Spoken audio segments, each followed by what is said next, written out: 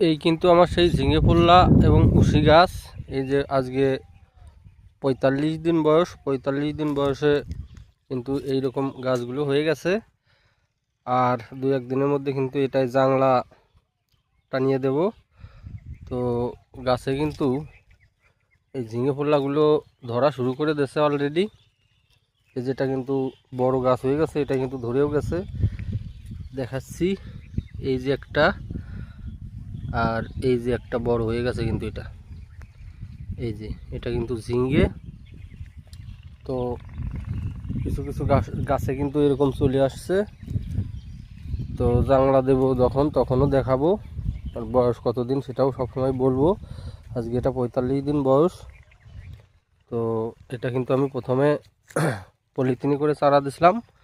সেই চারা কিন্তু ওখান থেকে নিয়ে এসে এখানে রোপণ করছিলাম ৩০ দিন বয়সে। আজকে ১৫ দিনে এই পরিবেশ।